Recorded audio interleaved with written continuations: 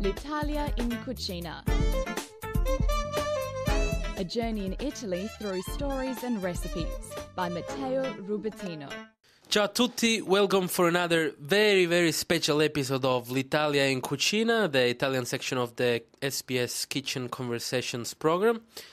I was saying it's a very, very special episode because today we are doing a follow-up interview after the recent Melbourne Pizza Festival, and we are here with the winner of the first edition of the Melbourne Pizza Festival, Valerio Calabro, who is the owner of La Svolta, who together with Giuseppe Russo is a pizza chef at La Svolta. They deserve this title of the Melbourne Best Pizzeria thanks to their fantastic pizza. And today I'm with Valerio, who's going to tell us all the secrets about how to make a perfect pizza. So who better than them can tell us what's the way to make this perfect pizza. And I'm sure all of you are really curious about a few little tricks and a few little things. So thank you very much, Valerio, for giving us your secrets. You're welcome, Matteo. Ciao a tutti. What I'm going to do, I'll try to give you our basic recipe, which is, like a little bit hard to do at home because we're doing different way here. We cook with a wood fire oven, and what we do is a big pizza dough. So usually we make like 20 kilos of flour. So what I try to give to you is the basic and simple ingredient to make, I think, one good pizza. Perfect. So at the beginning of the festival, we always said that making pizza is so simple, but it's also so easy to get it wrong. Because there are a few things that you gotta make sure you do in the right way. And first of all, the type of flour that you're gonna use. Which kind of flour do you usually use in your restaurant? We're using 00. It's a flour from Italy as well. So, which you can find even in the supermarket. So the first point would be definitely the flour. Then the other tricky point that everyone wonder about it is what kind of water do you use? Do you use tap water or natural water? We just use the tap water. Tap water, fantastic, easy. Do we need cold water, warm water? It's betterly warm water, not hot. That's going to help the yeast to mix it with the ingredients and the salt, isn't it? So then all comes to respecting some proportions, isn't it?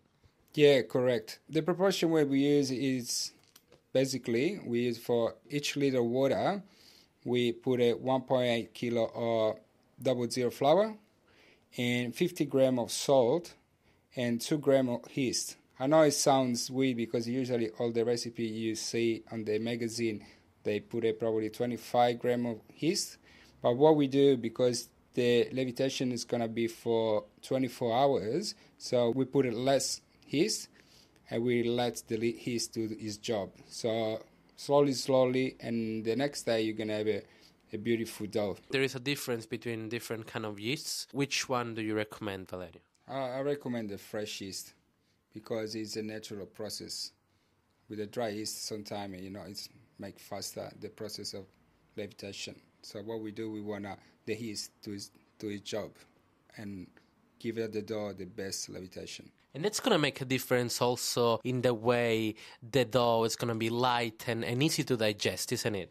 Correct, because it's going to be full of hair inside. But, what I'm trying to say is going to be home probably a little bit different because here we cook at 400 degrees. I know the domestic oven can reach probably 300, 350. Yeah. So which is already good, but you can have a good result anyway. As you were telling me before, you're following the Napoli recipe, the traditional Napoli recipe. And according to the traditional Napoli recipe, you should be able to cook your pizza at 400 degrees or above, of course. But in the oven, it's just going to take a little bit longer. We just got to be careful with some ingredients to make sure that we put them at the right time in order to avoid burning them. So if we want to go a little bit more in detail, what's the method that we have to follow to combine everything together and have our perfect pizza dough? First of all, we should put the 50 grams of salt. Probably you should have a big bowl and put the 50 grams of salt and then the 1 liter of water and mix very well. And then you should add 2 grams of yeast and make sure it's all combined with the water. Afterwards, you can put the flour. Slowly is better. You can see the consistencies. It must be elastic, not too hard. Otherwise, you have to add a bit more water. So that's why it's better if you put the flour slowly like this. If it looks a bit dry, you can stop. So visually, you are able to know if a pizza has been done properly when you see... You can see when the dough is ready, when you can put your finger through the dough and it's soft, but when you take it out of your finger, there is no dough sticking in your finger.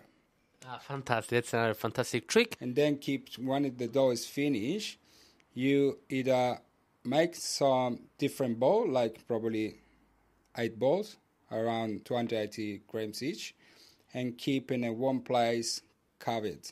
So either one of the dough gets a little bit crusty and dry. So you want to keep them moist. So we were saying it's a 24-hour process, and then the day after we are ready to have our pizza. And then we were saying at home we're not going to use a wood fire oven. I mean, some people may have a wood fire oven, but I think the majority would have an electric oven. So people would use also trays to do their pizza, which is going to make a difference. Which kind of rules do we need to respect to be able to have a great pizza? There is not many rules, let's say. So probably the best way depends how big is going to be your tray. So you have to decide how thick or how thin you want your pizza. So you decide how much dough you're going to put it in your tray. And then once you stretch the dough, you can put some tomato sauce, which is usually, if you buy peeled tomato, they're very good. So you can crush with your hands, and then you can add some salt and basil. And then you can put the sauce on top of the dough. And then you can add a little bit extra virgin olive oil on top before you put it in the oven. To avoid to burn the mozzarella, I recommend you to cook the pizza with the sauce first of all.